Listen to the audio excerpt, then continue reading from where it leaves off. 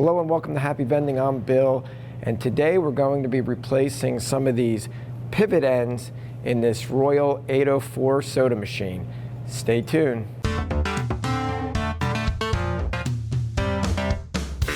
Happy Vending.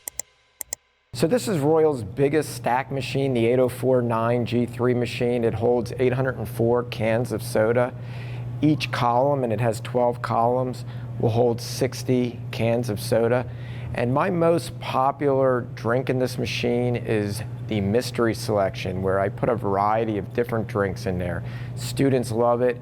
It sells 2 full columns a week pretty much. That's 120 cans of soda.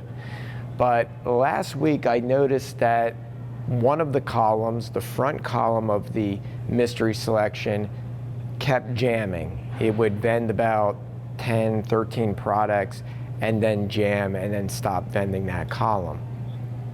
Since I fill that column all the way to the top, there's a lot of weight on the pivot pieces that spin, and I assumed was these pivot end pieces. These go on the pivots, and if you look at them, they have these little plastic teeth that the pivot actuator actually spins and makes that pivot piece rotate to drop the cans of soda. Over time, these either break off or wear down. Now, when I got this machine used 6 years ago, some of these pivot ends were already broken or worn, and I had to replace it. In fact, the person I bought it from said, I think the machine's going to need to be tuned up. He didn't know what was wrong with it, but when I inspected it, and this was my first machine, so I inspected it and I noticed that some of these plastic teeth on it were broken off or worn down. So this was the very first part I ordered from Royal Vendors, and I ordered it direct from the company. And when I ordered them, I ordered multiples. Now, the pivot ends on the front columns are a little bigger than the pivot ends on the back column. And when I ordered these parts, I ordered 6 of each, because I knew in time, and since I have a couple G3 machines, that part would probably go bad again. And that's a little tip for you whenever you're buying parts, because the parts like this usually aren't that expensive. Maybe they're a couple dollars for each one of these, maybe $3 or $4. I can't remember exactly how much they cost, but what gets you is the shipping and then having to wait to get the part in. So, I ordered 6 of each to have extras. You want to sort of build your own little part department for parts that you're going to need in the future. If you decide that you need these parts, the part numbers are for the front column pivot ends, it's 915207, and then for the smaller rear column pivot ends, the part is 915208. Now let's look in the machine and see exactly where these parts are and how the machine bends. I'm going to open it up. You don't really have to power down the machine for this. I did allow all the products to vend out, because to replace this part you would have to empty your columns, both the front and the rear of the one that you're replacing these parts for, because once you take out those pivot pieces, all the drinks would come down on you. So you got to get all that weight out of there. So I moved all the drinks from the front column that it wasn't working, that it kept getting jammed, and I moved them into the back column and let that column vend all the way down during the week. This here is where the mystery selection goes. This is the front column where the jam was happening, and that's the rear column where it was still vending in that. And if you look down there, you can see the pivot piece and the pivot end, which we're going to have to replace. The pivot is metal, the pivot end is plastic. Let's take a look at it from the bottom.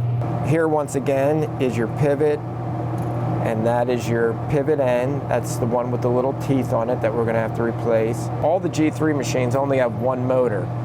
A lot of your Vendos and your Dixie Narcos, they have a motor for every column. Even your Royal Merlin 4 machines, they have a motor for every column.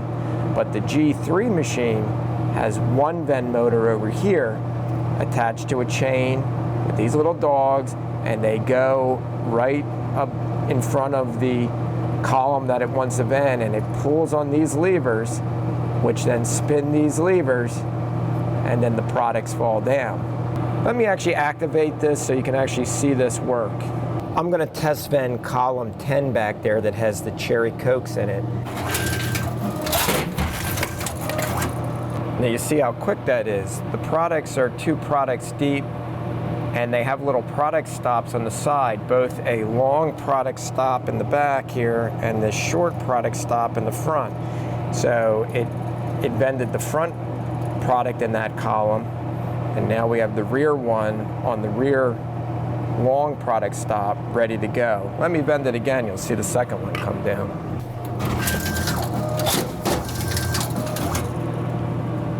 So that's how it works. Now we need to replace the pivot end here in column 3, and I'm also going to replace the pivot end in the column directly behind it, which is also the mystery selection. That's column 9, only because I always every week fill these columns all the way to the top. It's a lot of weight on those pivots, and that is an original pivot end in the back too, so I just want these working well. And since I'm pulling out the whole rod and it's going to drop everything down, I might as well do both of them at this time. So how do we get this stuff apart? Well, pull out this shelf. This is a little shelf to support a case of soda while you're filling the machine. Pull that out a little bit, and then this little rod guard you push up, and then you just pull it off. And then in here you're going to see all these different rods that you pull out to get different parts out of the machine or adjust the product stops on the side. Now this rod and this rod is for adjusting the product stops for column 3. So we don't have to mess with those. They're going to stay in. This rod is going to drop the actual pivots and all the pieces for both columns 3 and 9 directly behind it. So here's the rod. It just simply pulls straight out like that. It should come out fairly easily. Now let's look underneath. So here is the rear pivot, and this is what's going to come down first as I continue to pull out that rod. And there you go. I pulled it out far enough that this came out. You can see how far out the rod is right now. I'm going to keep pulling it, and now you see the front pivot is starting to come out. And I probably now can just pull this off of the rod.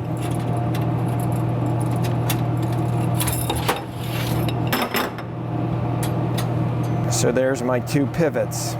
Looking up in here without the pivots, you see these are the spring-loaded levers that the rabbits pull on. None of that stuff falls out with this rod. These parts would come out separately if these were broken.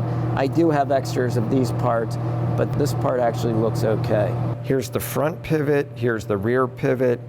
You can see that the front pivot end is a little different size than the rear pivot end. This one is smaller, it doesn't go all the way to the edge like that one does. So it is 2 separate parts. To replace these, you simply pull the old one off, just comes off like that, and put the new one on.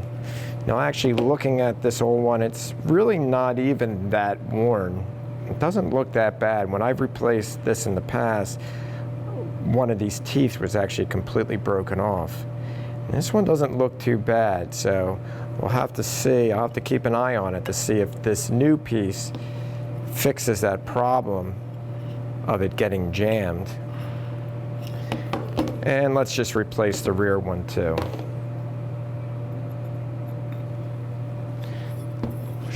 Push it down like that. Just make sure it's all the way seated on. And that's as easy as that is. Now let's just put them back in the machine.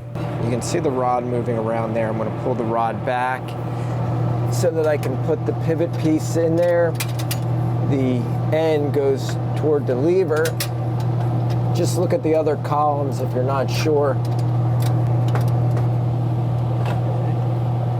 where it's going in. Just line this up with the hole to go into the rear column, and it's lined up. Now I get my rear pivot. The rear pivot, the pivot end goes toward the center. Just push the rod in a little bit so you can line it up with the hole, and then pull the back up, line that up with the rear hole, and just push it straight through. And then you're good. Now if you got it in there right, it should be right up against the lever, and this little black piece should be pushed up to go in to the sprockets on that side. You don't want that little black piece hanging down. That needs to be pushed up there because that holds tension against the pivot. And the rear one is lined up in line with the front one. Let's put some product in here and test vend both of these columns. Now I just filled up the 2 columns with a bunch of Mountain Dews, which I had down here. First we'll test vend the rear column there, which is column 9. Now that one was working fine, so I assume that's going to continue to work fine.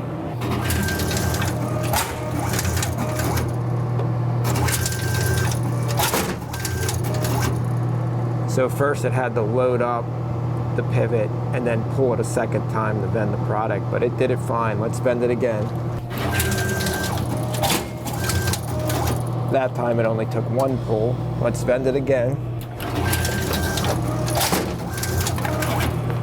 Just 1 pull again. We'll vend it 1 more time, just for good measure. And it's vending fine. Now let's check out column 3 here, which was the one that was giving us some problems. I have it filled up pretty high, and we'll do several vends. So here we go. The first vend will take 2 pulls because it's got to load the rotor.